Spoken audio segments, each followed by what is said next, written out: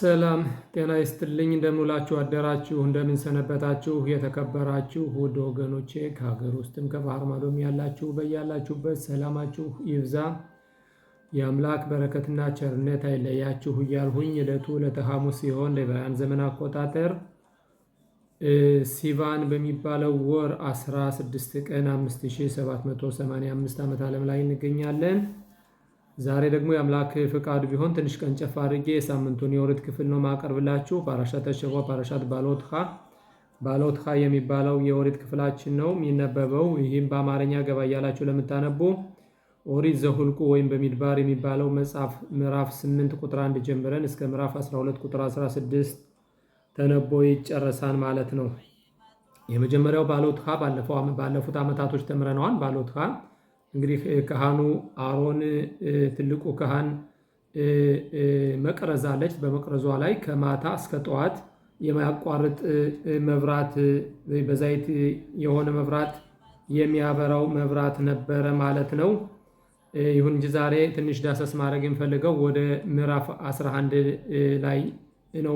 የምዳሳ ትንሽ ሁለት ነገሮችን በጊዜያችን ያለውን ይጠቅሙናን ለአሁኑ የዕለት ከዕለት እንቅስቃሴያችንና ይጠቅሙናን ወይም ደግሞ ያስተምሩናን የምንላቸው ትንሽ ነገሮች ነው ቀንጨፍ አድርጌ ማምጣት የምፈልገው። ይህም እንግዲህ ወደ ምዕራፍ 11 ነው ማለት ነው። አሳፍ ሱፍ ወይም ደግሞ የድብልቅልቅ ሕዝብ ለእስራኤል ልጆች ምን እንዳደረገ የሆነውን ነገርና ያው የሚሪያምን ስህተት እንዲሁም የመምህራችን ሙሴ አማሮ ለፈጣሪ አምላክ መናገር እነዚህን በትንሽ ባይጠራ አድርጌ ለመዳሰስ እሞክራለሁ። በድጋሚ የአምላክ ፈቃዱ ይሁን እላለሁኝ እና ሳምንት የሚያሳየን የኦሪት ክፍላችን እንግዲህ መቼም በሚድባር የሚለው የመጽሐፍ ክፍል አጠቃላይ የእስራኤል ልጆችን ሰቆቃ፣ ስቃይ ከፈጣሪ አምላክ ጋር የሚያደርጉትን አለመግባባትና በመንገዱ አለመሄድና ፈጣሪ አምላክን ማስቆጣት ከዛም የሚመጣባቸውን መከራ ነው በአጠቃላይ መጽሐፉ የሚያስተምረን ማለት ነው። ዘሁልቁ የምንለው መጽሐፍ ማለት ነው። በተለይ ዛሬው ደግሞ አሳፍ ሱፍ ወይም ደግሞ እነዚህ ድብልቅልቅ ህዝቦች ማን ናቸው? በተለያዩ ጊዜያቶች ለመጥቀስ ሞክረናል እንጂ ይሁን ዛሬ ደግሞ ትንሽ እንዳስሳለን። እነዚህ እነማን ናቸው ብለን ስንል መጀመሪያ ወደ ኦሪት ዘጸአት ምዕራፍ 12 ቁጥር 35 ይወስደናል። ምን ይባላል? ኤረብ ራብ ወይም ደግሞ ድብልቅልቅ ህዝቦችም አብረዋቸው ወጡ ይላል። እነዚህ ድብልቅልቅ ህዝቦች እነማን ናቸው ብለን ስንል በመጀመሪያ መምህራችን ሙሴ በአንድ ዓመት በቆየበት ጊዜ በግብፅ ምድር ያደረገውን ታምር ሲያዩና እነሱ የሚያደርጉት አስማትና መምህራችን ሙሴ የሚጠቀመው በቅዱስ አጠቃቀም ሁለት መንገዶች አሉ። ለሰው ልጆች ሁለት ምርጫ አሉነን፣ ቅዱስ መንፈስ፣ እርኩስ መንፈስ። ግብጾች እንደምናውቃቸው የሚጠቀሙት የነበር የርኩስ መንፈስን እየተጠቀሙ አስማትና የተለያዩ ነገሮችን ብዙ ነገሮችን ማድረግ ይችሉ ነበር። በተቃራኒው መምህራችን ሙሴ ደግሞ በቅዱስ መንፈስ በፈጣሪ አምላክ ተልኮ እነዚህን ታምራቶች እነዚህን 10 ብትሮችን ሲያደርግ እነዚህ አስማተኞች እንግዲህ መምህራችን ሙሴ የአስማተኞች ሁሉ አባት ነው፣ የአስማተኞች ሁሉ አስማተኛ ነው በማለት ነው እንግዲህ እነዚህ ድብልቅልቅ ህዝቦች ከእስራኤል ልጆች ጋር አብረው ተከትለው የመጡ ግዮር ማለት ወይም ደግሞ ተደባልቀው መጡ፣ አብረዋቸው ተደባልቀው መጡ። ይህም የማሳየን ርዕሱ ኦሪት ዘጸአት ምዕራፍ 12 ቁጥር 35 እስከ 37 ማየት ይቻላል። ብዙ እንስሳዎችና ድብልቅልቅ ህዝቦች አብረው መጡ ይላንኝ። ይህም ኤረብ ራብ ይባላል ማለት ነው። ዛሬ ደግሞ ለየት ባለ ሁኔታ አሳፍ ሱፍ ነው የሚላቸው። አሳፍ ሱፍ ማለት እነዚህ ጥርቅምቅም ህዝቦች ማለት ነው። እንግዲህ እነዚህ ህዝቦች ናቸው በመጀመሪያ የጥጃውን ምስል አምስለው የእስራኤል ልጆች ከፈጣሪ አምላክ መንገድ ፈቀቅ እንዲሉ ያደረገ ለምንድን ነው? እነዚህ ኤረብ ራብ ይላን ራቢሎን ካናዛን የተባለ ሊቅ አሜሪካ መቀመጫውን ያደረገ ሲያስተምር እነዚህ ሰዎች የመጡ መምህራችን ሙሴን ተከትለው ነው። ምክንያቱም የአስማተኞች ሁሉ አባት ነው፣ ትልቅ ነው በማለት እሱን አምኖ ነው የተከተሉ። ይሁን እንጂ መምህራችን ሙሴ ለ40 ቀንና ለ40 ሌሊት ወደ ከፍተኛው በወጣበት ጊዜ እነሱን ሲያጡ ምንድን ያደረጉ? ያነ ከግብፅ ያወጣን ሰው የለም፣ ስለዚህ በፊታችን የሚሄዱ ባዕድ አምልኮት ያስፈልጉናን በማለት ነው እንግዲህ አሮንን አስገድደው የጥጃ ምስል እንዲሰራ ያስገደዱትኝ እነዚህ ናቸው ማለት ነው። መጀመሪያ ሁር የተባለውን የሚሪያምን ልጅ ገደሉት እምቢ በማለቱ። እንዲህ አይነት ነገር አናደርግም፣ ለመምህራችን ነው የምንጠብቅ እንጂ መምህራችን ሙሴ እስከሚመጣ እንጠብቃለን እንጂ ባዕድ አምልኮት አንሰራም ብሎ ሲታገላቸው እሱን ገደሉትኝ፣ ሁር የተባለውን የሚሪያም ልጅ። ከዛም በኋላ ደግሞ ካህኑ ምንድን ያለው? አሁን እኔም እምቢ ብላቸው እኔም ቢገሉኝ በህዝቡ ላይ ማት ይወርዳል። ካህን ከተገደለ ነብይና ካህን ከተገደለ በእስራኤል ላይ ነው ማት የሚመጣው፣ ውድመት የሚመጣው። ስለዚህ ይህን ከማድረግ እሱ እስከሚመጣ ለማዘግየት በማለት ከሚስቶቻቸው ያለውን ከጉቶቻቸው ያለውን ወርቅና ብር አምጡ በማለት ሊያዘግያቸው ቢሞክር አልቻለም። ያንን ሊሰሩ ችለዋል ማለት ነው። አሁን ደግሞ የሳሩት እነዚህ አሳፍሱፍ ወይም ደግሞ እነዚህ ረብራብ የተባሉ ድብልቅልቅ ህዝቦች ምንድነው ያደረጉትኝ? ከዚህ ላይ አሁን ኦሪት ዘጸአት ምዕራፍ 19 ቁጥር 1 እንዴት እንደሚያሳየን በሆደሽ አሽልሽ ለጸት ብኔ እስራኤል መሬስ ሚስራይም በየውመ ዘ ባው ሚድባር ሲናይ ባው ማለት መጡ ብዙዎቹ ማለት ነው። መጡ ይላል። ከዚህ ላይ ይላል ራብ ኢኖን ካላዛን እንዴት ነው የሚለው? ከዚህ ላይ ሲያሳየን ባው ሲል መጡ ሲል ብዙዎቹን ነው ማለት ነው። እነዛን ድብልቅልቅ ህዝቦች ወይም እነዚህ ዛሬ በሳምንት የወርት ክፍላችን አሳፍሱፍ የምንላቸውን ህዝቦችን ጨምሮ ነው። ቀጠል አድርጎ ግን ይላል ቀጠል አድርጎ ወይሳው መርፒዲም ወየው ሚድባር ሲናይ ወየሃኑ በሚድባር ይላል። በምድረ በዳው አቆሙ ይላል። ይሄ በዚህ ሰዓት እነዚህንን ረብራብ ወይም ደግሞ እነዚህን ድብልቅልቅ ህዝቦች ጨምሮ ነው ማለት ነው። ከዛም በኋላ ግን ቀጠል አድርጎ ምን ይላል? ወይሃን ሻም እስራኤል ነገድ አኻር እስራኤል በዛን ጊዜ ከተራራው ስር ቆመ ይላል። ይህን ሲል እንግዲህ መጀመሪያ እንደ ብዙዎቹ አድርጎ በብዙ አድርጎ ነው መጡ፣ ተቆሙ፣ ተተራራው ስር ቆሙ፣ ወደ ተራራው ሄዱ ካለ በኋላ ከዛም በኋላ ግን ወደ መጨረሻው ግን የሚያሳየው ምንድነው? ወይሃን ሻም እስራኤል እስራኤል ግን ከዛ ላይ እንዳንድ ሰውና በአንድ ልብ አንድ ሰው ሆኖ በዛ ላይ ቆመ ይላል። የዛን ጊዜ እነዚህ ረብራቦች ምክንያቱም ወሪት መቀበል ወደ ፈጣሪ መስማት አይደለም የመጡት የነበረ የሙሴን አስማት የሙሴን እነሱ እንደሚሉት ማለት ነው አስማት ነው ብለው በመገመት ማለት ነው የሙሴን አስማተኝነት ተከትለው ነው እንጂ የመጡት የፈጣሪ ለማገልገል አይደለም የመጡት። የዛን ጊዜ ግን የእስራኤል ልጆች ከዚህ የቀደመ አብርሃም አባታችን የገባው ቃል ኪዳን ስላለ ያንን ቃል ኪዳን ደግመኛ ለማሰር በአንድ ልብና እንዴት ነው የሚሉትኝ ወይሃን ሻም እስራኤል ማለት ልክ እንደ አንድ ሰው ሆኖ ሲቆም ግን እነዛ ግን ተፈንጥረው እንደቆሙና እንዳልተቀበሉት ነው ይላንኝ ይሄ ራቢኖን ካላዛን። ይህ ማለት የሚያሳየው ምንድነው? ወይሃን እስራኤል ማለት ወይም ደግሞ በቶማር ለቤት ያዕቆብ በታገለ ለብኔ እስራኤል ለቤት ያዕቆብ ሲል ለሴቶች ነው፣ ለብኔ እስራኤል ለእስራኤል ልጆች ብቻ ነው። በዛን ጊዜ እነዚህ የረብላብ የተባሉ ከግብፅ አብረው የወጡ ድብልቅልቅ ህዝቦች ተፈንጥረው ለብቻቸው ቁመው እንደነበረ ነው የሚያሳየው ማለት ነው። ይህ ማለት የእስራኤል ልጆች ናቸው ብቻ ናቸው የዛን ጊዜ ይህን ቃል ኪዳን የገቡ። እነዚህ የረብራብ ግን ለዘመናት የእስራኤል ልጆች ሲሄዱ ከጎናቸው ይሄዳሉ፣ ሲቆሙ ደግሞ አብረዋቸው ይደባለቃሉ ሲል ይሄ ራቢኖን ካላዞን ሰፋ አድርጎ በሳምንቱ የወርት ክፍሉ ያሳየናል ማለት ነው። ይህ ማለት ሊቃውንቶቻችን እንደሚሉት ምንድን ነው የሚሉት? ከዚህ ላይ አባት አባቱ አቦታው ይባላል ወይም ደግሞ አባት አባቱ የእስራኤል ልጆች አባት አባቱ በሲናይ ተራራ ስር ላይ የቆመና ቃል ኪዳኑን የተቀበለ ዘር የእስራኤል ዘር የሆነ ፈጣሪ አምላኩን አይክድም ወይም ደግሞ ዛሬ እንደምናያቸው ኤረብራብ ዛሬ ድብልቅልቅ ህዝብ በተለያዩ አመጾችና ፈጣሪን በመቃወም የሚያደርጉት እንዲያው በእውነት ይላሉ በእውነት የእስራኤል ልጆች አባቱ በሲናይ ተራራ እግሩ የቆመ ዘር ሁሉ ፈጣሪ አምላኩን በፍጹም ለዘላለም ዓለም ሊክደው አይችልም። ይሁን እንጂ አሁን ዛሬ በእኛ መካከል ያሉትና የኔ መሰለ ነገድ የኦሪትን ተቃውሞና ኦሪትን የሚቃወሙ በሙሉ እነዚህ የረብራብ ዘሮች ናቸው ሲል ያሳየናል ማለት ነው። ይህ ማለት የእስራኤል ልጅ የሆነ አባቱ ከዛሬ 3000 ዓመት በፊት በሲናይ ተራራ ስር የቆመና ቃል ኪዳኑን የተቀበለ ዘር ያለው በሙሉ ፈጣሪ አምላኩን አይክድም፣ በፈጣሪ አምላኩም አመጽ አያደርግም። ይሄን የሚያደርጉት ለዘላለም አብረውን የሚሄዱት ኤረብራብ ናቸው ይላል። ይህን ካልነን ወደ መጀመሪያው ወደ ሳምንቱ የወርት ክፍል ስንገባ ዘሁልቁ ምዕራፍ 10 ቁጥር 33 ላይ እንዲህ ይላል ወይሳው መሃር አዶናይ ደረክ ሽሎሸት ያሚም አሮን አብሪት አዶናይ ኖሲያ ለፍነሄም ደረክ ሽሎሸት ያሚም ላቱር ላሄም ምንውሃ ይላል።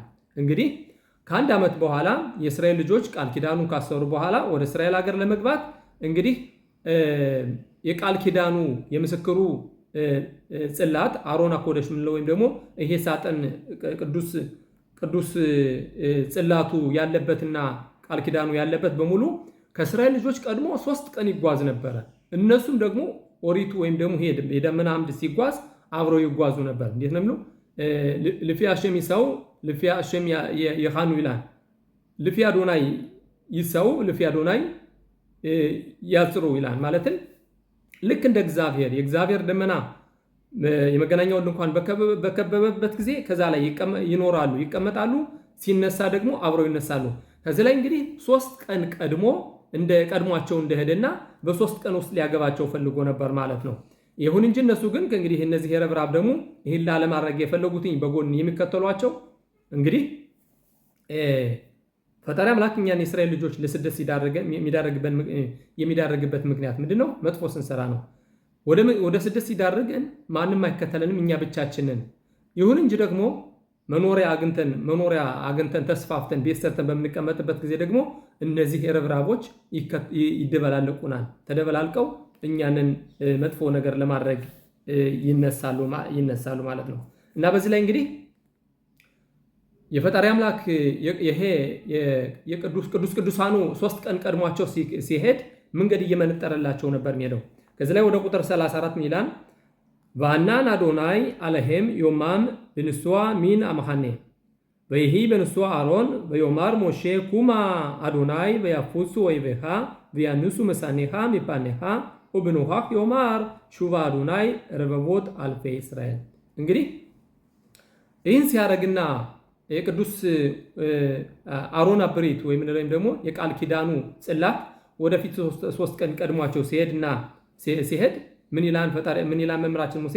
ኩም አዶናይ እግዚአብሔር ሆይ ተነሳ፣ ጠላቶቻችንን አጥፋ፣ ጠላቶቻችንን አውድም በማለት እንዴት ነው የሚለው? ከዚህ ላይ ዋናን አዶናይ አለሄም ዮማም ቢንሱአም ሚና ማሐኔ።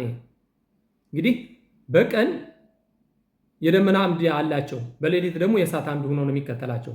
ከዚህ ላይ እንግዲህ ይህን የመገልገያ ድንኳን ሲሰሩ ይሄ የደመና አምድ ከላይ በሰፈረ ጊዜ የእስራኤል ልጆችን ሰፈራ ያደርጋሉ፣ ጉዞ አይቀጥሉም፣ ይቆማሉ። ያን ደመና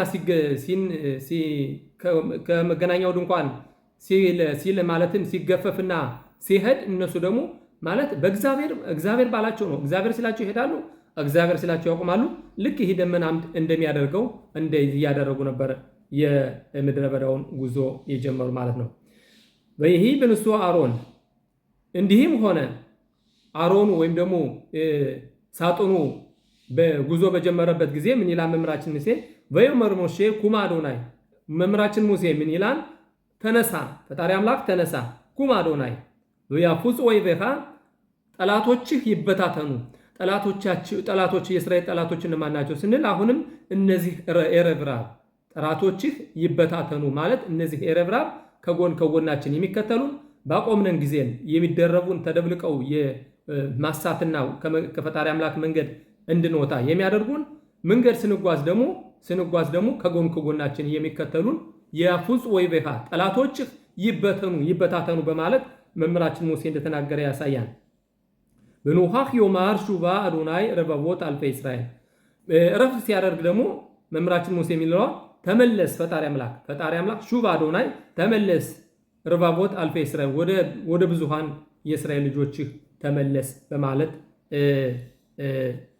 እንትን ይላል ማለት ነው፣ ይናገራል ማለት ነው። መምህራችን ሙሴ በዚህ መልኩ ፈጣሪ አምላክ ሲያስጉዛቸው ነበረ። ይሁን እንጂ አሁንም እነዚህ አሳፍሱፍ የሚባሉ ወደ አማርኛው ምን እንደሚላቸው ባላውቅም እስኪ ወደ አማርኛው ነኝ። አማርኛ የዘንታል ቢሆንም በአማርኛው ደግሞ ምን ይላቸዋል? እነዚህ አሳፍሱፍ የሚላቸው ኤረብራ የሚለውን ድብልቅልቅ ህዝብ ነው የሚለው ብያቸዋለሁኝ። አሳፍሱፍ የሚለውንስ ምንድነው የሚለው አማርኛው?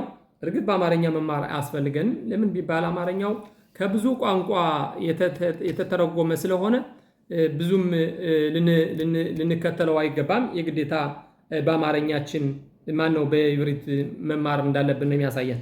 ከዚህ ላይ ምን ይላል? ወደ አማርኛው ቁጥር 11 ህዝቡም ክፉ ሆነው በእግዚአብሔር ላይ አጉረመረሙ፣ እግዚአብሔርም ሰምቶ ተቆጣ፣ የእግዚአብሔርም እሳት በመካከላቸው ነደደች፣ የሰፈሩንም ዳር በላች ይላል። የሰፈሩንም ዳር ሲል አሁንም ይሄ ኢሎን ካላዛ ምን ይላል? እነዚህ የረብራብ ድብልቅልቅ ህዝቦች በደንበር ነው የሚቀመጡ፣ አይደረቡንም። መንገድ ስንጓዝ ከደንበር ነው የሚቀመጡት። ልክ ደግሞ እንደዚህ ደግሞ ቦታ ቆርቆረው ደግሞ እንደዚህ ደመናምዱ ሲቆምና ቦታ ቆርቆረው ሲቆሙ ደግሞ ይደበለቃሉ። እንግዲህ እንደምታውቁት ለዘመናት በስደት በነበርንበት ጊዜ ከቦታ ሲያባርሩንን የሚከተለን የለም። ስደተኞች እኛ ነን፣ ፈላሻዎች እየተባለን ይሁን እንጂ ደግሞ ቤት ሰርተን ትዳር ይዘን አካባቢ መስርተን በምንቀመጥበት ጊዜ ደግሞ አበልጆች የተለያዩ ጡት መጣባት ምናምን እንደዚህ እያሉ ይቀላቀሉናል ማለት ነው። እነዚህ የረብራብ ከግብፅ የወጡትም ልክ በዚህ መልኩ እስከዛሬቱ ድረስ ማለት ነው እስከዛሬቱ ድረስ አብረውን አሉ። ልክ ይሄ መምህር ኤሌዘር ድባሽ የተባለው ባለፈው በዚህ ዘመን ትንሽ ትምህርቶችን አብረን እንማራለን እንዳስረዱኝስ የሚሉትኝ ዛሬ የትኛው እንደሆነ አይታወቅም። ምክንያቱም ብዙሃኖቹ ዛሬ ኤረብራብ ወይም እነዚህ ድብልቅልቅ ህዝቦች ናቸው ሲሉ እንዳስረዱኝ ተረድቻለሁ። ቀጠል በማድረግም ህዝቡም ወደ ሙሴ ጮሁ፣ ሙሴም ወደ እግዚአብሔር ጸለየ፣ እሳቲቱም ጠፋች።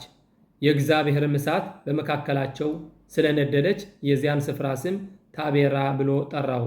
የእግዚአብሔርም እሳት በመካከላቸው ስለነደደ የዚያን ስፍራ ስም ታቤራ ብሎ ጠራው። በመካከላቸውም የነበሩ ተመልከቱ እንግዲህ በመካከላቸውም የነበሩ ልዩ ልዩ ህዝብ እጅግ ጎመጁ። እንግዲህ ምን ይሉታን በዕብራይስጥ አሳፍሱፍ፣ በአማርኛ ደግሞ ምንድነው የሚሏቸው? ልዩ ልዩ ህዝብ። እነዚህ ልዩ ልዩ ህዝቦች የእስራኤል ልጆች አይደሉም እንግዲህ የነበረ ማለት ነው። እነዚህ ገብተው ነው እንግዲህ የእስራኤል ልጆች ለዘመናት ከፈጣሪ አምላካችን እያራቁ ወደ ባዳ መልኮት የሚገፋፉን ማለት ነው። እነዚህ ልዩ ልዩና ድብልቅልቅ ህዝቦች። ኤረብራብ ማለት ድብልቅልቅ ነው። አሳፍሱፍ ማለት ደግሞ ልዩ ልዩ ማለት ነው። በመካከላቸውም የነበሩ ልዩ ልዩ ህዝብ እጅግ ጎመጁ። ምንድነው የጎመጁትኝ? ሁሉ ነገር ሞልቷል። ፈጣሪ አምላክ መና ከሰማይ እያወረደ እየሰጣቸው ነው። ድርጭቶቹ መጠው እየተመገቡ ነው።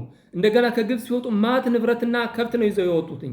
ግን ፈጣሪ አምላክን ለመፈታተን ነው። ፈጣሪ አምላክን ለመፈታተን ምን ይሉታል? ላሊል አሊላ። አሊላ ማለት ምንድነው? ዝም ብሎ ምክንያት ፈጥሮ ከፈጣሪ አምላክ ለመራቅ ነው እንግዲህ ያደረጉት። ምን ይላሉ ሊቃውንቶች? የእስራኤል ልጆች ዓመት በሲናይ ተራራ ስር ከቆዩ በኋላ ፈጣሪ አምላክ ወደ እስራኤል ሀገር ሊያገባቸው ብሎ ይሄ አሮን ብሪቱ ወይም ደግሞ የቃል ኪዳኑ ጽላት 3 ቀን ቀድሟቸው ሲሄድ ምንድነው ያደረጉ? አሊላ። በመጀመሪያ ደረጃ አንድ ህፃን ከትምህርት ቤት እንደተለቀቀ ህፃን ፈረጠጡ። ከዛም በኋላ ደግሞ ወደዛ ሊያገባቸው ሲል ደግሞ ምንድነው ያሉ? መንገዱ አሰለችን፣ ስጋ ማረን። ይህን የሚያደርጉት አሁን እንዳልኋችሁ እነዚህ ልዩ ልዩ ህዝቦች የስጋ ጉምጅት ያለባቸው ናቸው። ቀጠል አድርገውም የእስራኤል ልጆች ደግሞ ያለቅሱ ነበር፣ የምንበላውን ስጋ ማን ይሰጠናል? በመካከላቸውም የነበሩ ልዩ ልዩ ህዝብ እጅግ ጎመጁ። የእስራኤል ልጆች ደግሞ ያለቅሱ ነበር፣ የምንበላውን ስጋ ማን ይሰጠናል? በግብፅ ያለ ዋጋ እንበላው የነበረውን ሐሳ፣ ዳቦውንም፣ ዱባውንም፣ በጢሁንም፣ ኩራቱንም፣ ቀዩንም ሽንኩርት፣ ነጩንም ሽንኩርት እናስባለን። አሁን ግን ሰውነታችን ደረቀ፣ ዓይናችንም ከዚህ መና በቀር ምንም አታይም አሉ። እንግዲህ የሚያሳየው ከዚህ ላይ ምንድነው? ላሊል አሊላ ወይም ደግሞ በፈጣሪ አምላክ ላይ ምክንያት ፈልጎ መንገዱን ላለመቀበልና በትእዛዙ ላለመሄድ የነዚህንን ኤረብራብ ወይም ደግሞ ልዩ ልዩ ድብልቅልቅ ህዝቦች ምክር በመስማት በዚህ መልኩ በፈጣሪ አምላክ ላይ እንዳንጎራጎሩና ከዛም በኋላም ደግሞ ፈጣሪ አምላክ እውነት የፈጣሪ አምላክ እጅ አታጥርም። እንግዲህ መምህራችን ሙሴ ምንድን ነው ያለው? እባክህ አምላኬ በአንተ በኩል ሞገስን አግኝቼ እንደሆን ክብር ሞገስን አግኝቼ እንደሆን ይህን ሁሉ መከራ ከማይ ግደለኝ ነው ያለው። እንግዲህ መምህራችን ሙሴ በመጀመሪያው ስህተታቸው ምንድን ነው ያለ? አህዛቦች ምን ይሉሃን ከግብፅ ያወጣቸው ላይ ይችል ነው ከምድረ በዳው ወስዶ ሊያጠፋቸው ነው ይሉሃን ብሎ ነበር የተከራከረው። አሁን ግን ምንድን ነው ያለው? በእውነት ክብር ሞገስ በአንተ ካገኘሁኝ እግደለኝ ሁሉ መከራ ከማየው። በእውነትን ያረገሱትን እኔስ ወለድሁትን። ለምንድን ነው ፈጣሪ አምላክ ያለው ህዝብህን ያለው? እኔ የእስራኤል ልጆች አውጣ እንጂ ይህን ድብልቅልቅ ህዝብ ይዘውጣ አላልኩም ነበር። አንተ በፍቃድ ያወጣው ህዝብ ስለሆነ እነዚህ ህዝቦች ናቸው የእስራኤል ልጆች ጨምረው መንገዱን ለማሳት ይህን ሁሉ ነገር የሚያደርጉት በማለት ሲል ምንድን ያለው መምህራችን ሙሴ? እንግዲያውስ ይህን ሁሉ መከራ ከማይ ቀድመህ ግደለኝ እባክህ ይህን ሁሉ መከራ አለይ በማለት ሲናገር ከዛም 70 ሽማግሌዎችን ሳነድሪን የሚላቸውን እንዲመርጥና መንፈስ ቅዱሱን ከነሱ ላይ እንዲያሳድር እንዲያግዙት ከዛም ምንድን ነው ያለ? አሁንም ተሰናዱ፣ ንጹህ ሁኑ። አሁን ስጋ ይመጣላችኋል፣ ማታም ስጋ ትበላላችሁ። 1 ቀን አይደለም 10 ቀን አይደለም 30 ቀን 1 ወሩ ሙሉ ስጋ ትበላላችሁ በማለት እንዳዘዘው። በዛ ላይ መምህራችን ሙሴ ምንድን ነው ያለው? በእውነት የባህሩ ዓሣ ይወጣላቸውን ወይስ ደግሞ በሬ ይጣልላቸውን? ከዚህ ላይ ወደ 600 ሺህ የሚጠጋ ህዝብ ምን አይነት ስጋ ነው የሚመገበው ሲል በእውነት የፈጣሪ አምላክ እጅ አጭር ናት ታጥራለችን? በማለት እንደነገረውና ከዛም በኋላም ይሄንን ስጋ እንዳመጣላቸው ከዛም ካፋቸው እንደያዙት በዛ ላይ እች መቅሰፍት ወርዳ እንዳጠፋቻቸው ያሳያል። እና እንግዲህ ከዚህ ላይ የምናየው እኛ የምንማረው ምንድን ነው? ዛሬ በጊዜያችን ካብላን የሚባለውን ቦታ ታውቃላችሁ? በቴል አቪቭ ዙሪያ ከዚህ 2 ቀን በፊት ባንዲራ የኩራት ባንዲራ ይሉታል። የኩራት ባንዲራ የሚባል የሚቻልበት ዋናው ምክንያት ግብረ ሰዶማውያን የሶዶምን መመሪያ ተመርተው ስለሚሄዱና ይሄንን መመሪያ በኢየሩሳሌም ላይ ባለፉት 2 ቀኖች ባንዲራ እያውለበለቡ የኩራት ባንዲራ እያሉና በተለይ ደግሞ አሁን በዚህ ላይ የእምነት ተቋሞቹንና አክራሪዎችን የፈጣሪ አምላክን መንገድ የሚከተሉትና ወሪት የሚጠብቁትን የሚያደርጉትን እናያለን። ምክንያቱም እች ሀገር እንደማንኛውም እንደ ፓሪስ መሆን አለባት እያሉ ነው የሚከራከሩ። ይሄን የሚያደርጉትኝ ከዛሬ 3000 ዓመት በፊት የእስራኤል ልጆች ከመንገዳቸው ለማውጣት ከአንድ 2 ጊዜ ያሳሰቷቸው እንዳልነው የጥጃው ምስል፣ ከዛ ደግሞ ዛሬ ደግሞ ስጋ አማረን ብለው የእስራኤል ልጆችን ጨምረው ሽንኩርቱን አፈቀን እያሉ የእስራኤል ልጆች ወደ መጥፎ እንደመሯቸውና ለ40 ዓመት በምድረ በዳ እንዲሞቱ ያደረጉትኝ ዛሬም በጊዜያችን አብረውን አሉ ማለት ነው። የትኛው እንደሆን ማንም እንደሆን ማወቅ ባይቻልም ይሁን እንጂ ምን ይላሉ ሊቃውንቶቻችን? አባቱ በሲናይ ተራራ ላይ እግሩ የቆመ ሁሉ በፈጣሪ አምላክ ላይ አመጽ አያደርግም። ይሁን እንጂ ዛሬ በጊዜያችን ይሄን የመሰለ አመጽ የሚያደርጉትና የኩራት ባንዲራ እያሉ እያውለበለቡ የሚሄዱትኝ ይሄ የኩራት ባንዲራ የሚባለው ከነገራችን ላይ አዳም ኖህ እንግዲህ ፈጣሪ አምላክ ከኖህ ጋር ቃል ኪዳን ሲገባ ከእንግዲህ በኋላ በምድር ላይ ማት አላመጣም፣ ምልክቴ ቀስት ነው፣ ቀስተ ደመናይቱ ነች በማለት ያለው ነው። ይህን ቀስተ ደመና ነው እንግዲህ የኩራት ባንዲራ አድርገውት የሚያውለበልቡት። ለምንድን ነው? ፈጣሪ አምላክ እንግዲህ በኋላ ማትን አያመጣም። ስለዚህ እንኮራለን፣ የፈለግነው ብናደርግ፣ በፈጣሪ አምላክ ላይ ብናምጽ፣ የፈለግነው ብናደርግ ማት አያመጣም ይላል። ይሁን እንጂ ኑሮ እያንዛበበ ያለውን ማት ሁላችሁም በመገናኛ አውታሮች ትሰማላችሁ። ከዚህ ሁሉ ፈጣሪ አምላክ እንዲጠብቀን ግን በወሬታችን መሄድ፣ መንገዷን መጠበቅ፣ እሱ ያለውን ትእዛዙን መፈጸም፣ ይህን ስናረግ የመሲሐችን ጊዜ እናቀርባለን እላለሁ ወገኖቼ። የሳምንቱ የወረት ክፍላችን ይህን ይመስላል። በመንገዱ ምንሄድ ያደርግህን። እነዚህን ደግሞ የተሳሳቱና በመጥፎ መንገድ የሚጓዙ ወገኖቻችንም ደግሞ የረብራብም ሆኑ ወገኖቻችን ፈጣሪ አምላክ ወደሱ ይመልሳቸው እላለሁኝ። ምን ይላሉ? ክፉውን ሰው እንዲሞት ከመጸለይ ወደ ፈጣሪ እንዲመለስ መጸለይ ፈጣሪ አምላክ የሚወደው ነገር ነው። ምንድነው የሚለው? ተመለሱ ልጆች ተመለሱ፣ አኔሎ ሐፍዝ በሞት ራሻ፣ ወይም ደግሞ አረመኔው ወይም ደግሞ ኃጢአተኛው እንዲሞት አይደለም ፈልገው፣ ተመልሳችሁ በህይወት እንድትኖሩ ነው ይላል። በህይወት እንድንኖር ደግሞ እችን ወሪቱን የዘላለም ወሪቱን እንግዲህ ዓለም ከመፈጠሩ 974 ትውልድ ጠብቋት የነበረውን ወሪቱን ነው እንግዲህ ለሰው ልጆች በእኛ በእስራኤል ልጆች አማካኝነት የሰጠ። ከምሳሌ መጽሐፍ ምዕራፍ 8 እንደሚያሳየው አንድ ወንድማችንም ጠይቆ ነበር። ወሪታችን ዓለም ከመፈጠሩ የመጀመሪያ የፈጣሪ አምላክ የሚጫወትባት የነበረች ነች። እንግዲህ እኔ ፈጣሪ አምላክን አጫውተው ነበር ይላል ምሳሌ መጽሐፍ ምዕራፍ 8 ቁጥር ከ21 ጀምሮ ስናየው እና እንግዲህ ወሪታችን እቺ ዓለም የምድር ዓለም ከመፈጠሯ በፊት ፈጣሪ አምላክ ፕላን ነች። እችን መመሪያውን ስንከተል ደግሞ ፈጣሪ አምላክም ደግሞ በቅርብ ጊዜ ትድገቱን ያመጣልናል ብለን እንጸልያለን። በቅርብ ጊዜ ቤተ መቅደሱ ተሰርቶ መሲሐችን መጥቶ ለማየት ያብቃን እላለሁኝ። ሰላም ሁኑ ወገኖቼ። በድጋሜ ሰላም። ወንድማችሁ ጋሻ ወርቁ ነኝ ከኮሎን። ሰንበት ሰላም። ሻባት ሻሎም።